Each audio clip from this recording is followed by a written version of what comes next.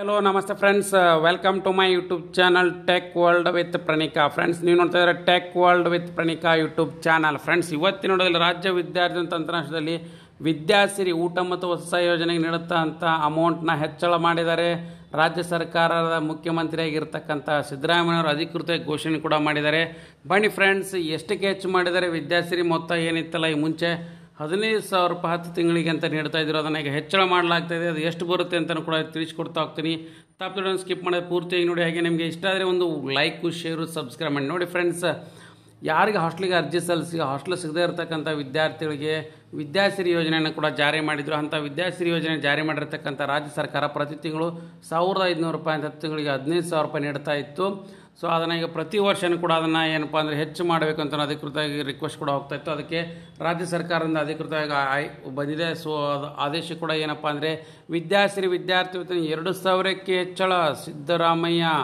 ಮುಖ್ಯಮಂತ್ರಿ ಸಿದ್ದರಾಮಯ್ಯವ್ರ ಕಡೆಯಿಂದ 1,500 ರೂಪಾಯಿ ಇದ್ದ ವಿದ್ಯಾರ್ಥಿ ವೇತನ ಪ್ರತಿ ತಿಂಗಳು ಅದನ್ನು 2,000ಕ್ಕೆ ಹೆಚ್ಚಳ ಮಾಡ್ತಾರೆ ಅಂದರೆ ನಿಮಗೆ ಅರ್ಥ.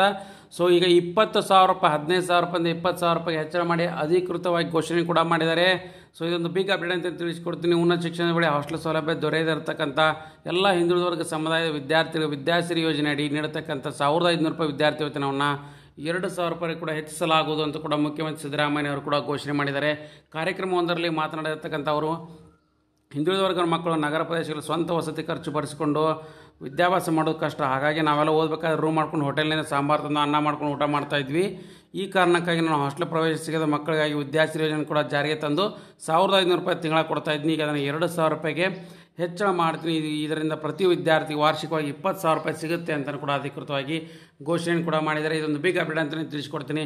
ವಿದ್ಯಾಸಿರಿ ಮೊತ್ತ ಇನ್ನು ಮುಂದೆ ಪ್ರತಿ ತಿಂಗಳು 1,500 ರೂಪಾಯಿ ಬದಲಾಗಿ 2,000 ರೂಪಾಯಿಗೆ ಸಿಗ್ತಾ ಹೋಗುತ್ತೆ ಫ್ರೆಂಡ್ಸ್. ಇದು 25-26ನೇ ಸಾಲಿನಿಂದ ಜಾರಿಗೆ ಬರುತ್ತೆ ಅಂತಲೂ ಕೂಡ ತಿಳಿಸ್ಕೊಟ್ಟಿದ್ದಾರೆ.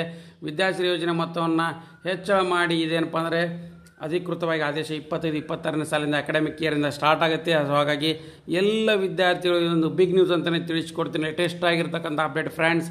ಸೊ ಹಾಗಾಗಿ ಸಾಕಷ್ಟು ಮಂದಿ ವಿದ್ಯಾರ್ಥಿಗಳು ಕೇಳ್ತಾ ಇದ್ರು ವಿದ್ಯಾಸಿರಿ ಮೊತ್ತ ಹೆಚ್ಚಳ ಮಾಡ್ತಾರೆ ಏನಂತ. ಎಸ್ ಫ್ರೆಂಡ್ಸ್, ಈಗ ಅಧಿಕೃತವಾಗಿ ಮುಖ್ಯಮಂತ್ರಿಗಳು ತಿಳಿಸ್ಕೊಟ್ಟಿದ್ದಾರೆ. 25-26ನೇ ಸಾಲಿಂದ ಕೂಡ ಜಾರಿಗೆ ಬರುತ್ತೆ.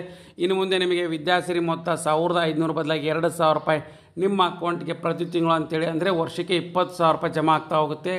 ಇದು OBC category backward class welfare ಡಿಪಾರ್ಟ್ಮೆಂಟಿಂದ ಅಧಿಕೃತವಾಗಿ ಬಂದಿರತಕ್ಕಂಥ ಒಂದು ಮಾಹಿತಿ.